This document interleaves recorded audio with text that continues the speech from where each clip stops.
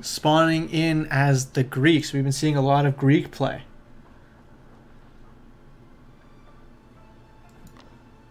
And this time it's Flutters who is on Greeks, and Ardashir pretty much...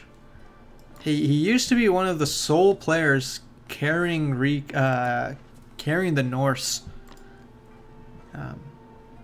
Not many other players used to like playing Norse and like on the ladder, and so Ardashir was holding that crown, holding that.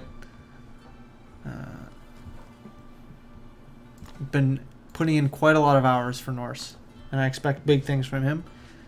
Whether or not we see some cheese like Recon would do, or whether or not we just see some head smart, good Norse play is yet to be determined. For Flutters, he is going for some early stone. So this is going to be a waddled pizza versus geese sort of scenario here. Whether or not Ardashir can actually put enough damage, maybe stop a TC from going up, knock him off his hunt for sure. I think he did see this hunt all the way back here. Ardashir's floating quite a lot of resources, but he's not queuing up any spearmen, so maybe it's a bit of the nerves. Ball, yeah, throwing X-Men play, probably. This is such a great hunt for Flutters when he's doing this sorts of play. Easily going to the second age, and just not much that Ardashir could be doing at this moment with these spearmen. It'd take him so long just to go around.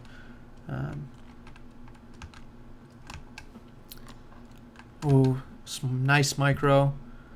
Switching some villagers up onto wood to make sure that he has enough wood to get up a second town center. As soon as he queues up age 2, nicely pulling off his units from stone and going to gather some more wood. But let's see, Ardashir could punish this if he moves out with some of his spearmen, but that all depends on how greedy Flutters wants to get with their second town center.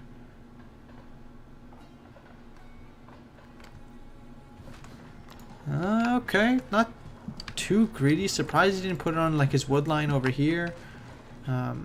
Sort of in the open. Doesn't really act as a storehouse or dropping off point. But yeah, not too bad.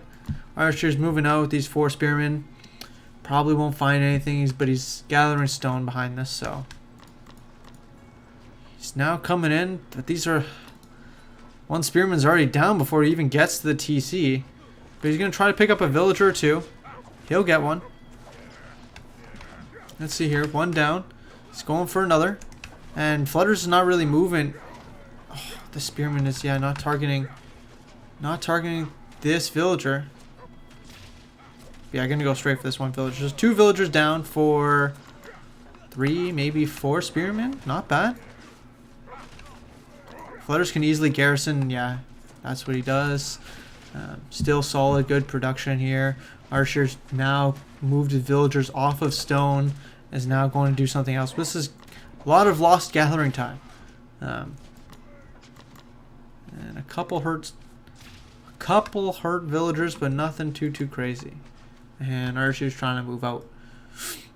Get out of Flutter's base, get out of the TC fire. Unfortunately for Ardashir, there wasn't any food villagers he could have disrupted. And it's those food villagers that stopped the double TC production. But actually, Flutters is mistakenly keeping 5 villagers stuck in this TC. And yeah, only now releases the garrison. So Ardashir getting up a second town center any second now. Really good position.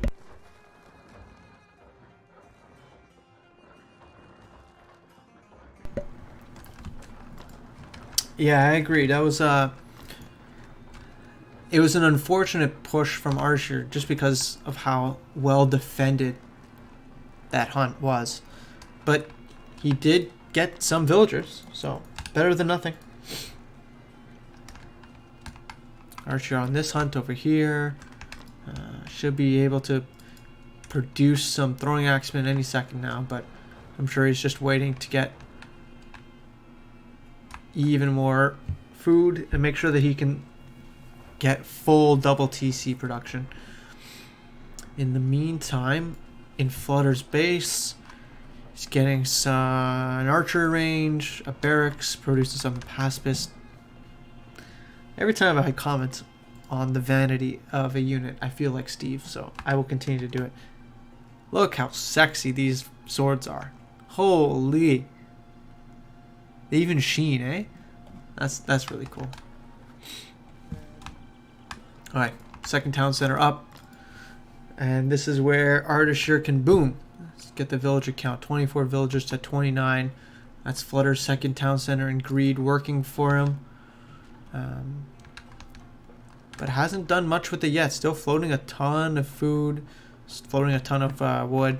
But doesn't have enough gold. So redirecting some of his villagers onto gold. Unless they... I think... until the throwing axemen get up a critical mass, the Greeks will win with their faster Hypaspis. And I think the 7-speed Hypaspis is going to help a lot in this matchup. But there are other benefits that Ardashir is getting from playing Norse, and that includes not having to use villagers to necessarily build all of his unit production. But he does that regardless, so.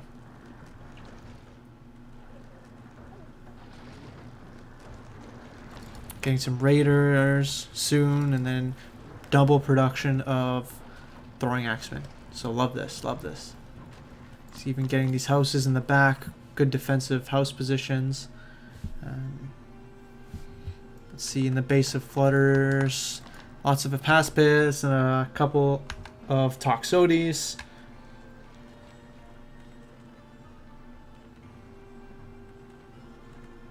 Yeah, I agree. I think the Norse have the advantage right now, but needs a critical mass. That's the key. Yeah, needs more than just 10, as you said. In that game where Recon and the Ace were playing 2v2 against Carnage and Eerie, 50 raiders, I think it was like 70 raiders that came in from the side and absolutely demolished the base of Carnage. But any less than that, and it doesn't really make sense. You got to really abuse the fact that they're one population. Flutters is being very compact in this base layout, right? Like houses lining each sides of her wood line. So he needs to establish map control. And they're doing this. They're doing this. Slowly but surely. Ardashir's base layout is much more open. Obviously, still able to be raided, but less so than I would say Flutters. Alright, and we got 17 Mount Archers, 6 Raiders, decent sized army to move out, and a bunch of Spearmen. So Flutters must have seen some cav and switched from Hypaspis to Spearmen. And I think that's a reasonable choice. You don't want to be caught off guard not having a counter to these raiders. Let's see, 90 population to the 100 of Flutters. Both these players macroing up well. Which one of them will take the fight in the middle? Because as you know, this is my favorite part of the game, where neither one of these players can afford to lose their army, and Ardashir might just walk by Flutters' army and lose this. I hope not. Thank goodness. Ardashir keeping an eye, kiting back. Smart stuff, smart stuff. Splitting up his raiders and his war dogs, and he gets a good flank on these Toxotes. The war dogs are soaking up so much DPS. Really smart stuff. And then here come the throwing axemen for the DPS. Really smart. It's really good. And so the population are fairly even. Tox get out scot-free, but the mounted the throwing axemen ball still remains high. And it's those war dogs that ultimately bit the dust for Ardashir. But that's perfectly fine. These things only cost 25 for actually 20 wood food. Damn, that's so cheap. More raiders being popped out. Flutters actually going to age 3 on the back of this. And Ardashir doesn't have the food resources to go to age 3 anytime soon and continue to make units. So I think Flutters, depending on if he can take the upgrade advantage in this game with age 3 techs and age 3 units, that might be a really strong play. Ardashir coming here, he's now established map control, going across the map and gathering food from everywhere, and apparently like straggling trees. Would love to see Ardashir wait up, get some throwing axeman champion, get the armory upgrade. This one in particular, temper, so important. Ardashir doesn't have that much more of an army, but what? What? What's going on?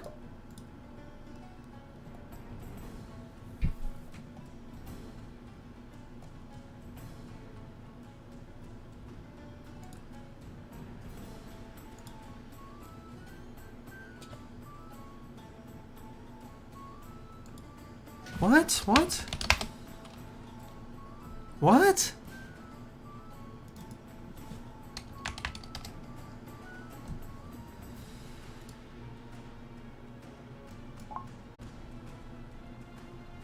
Said it was too laggy.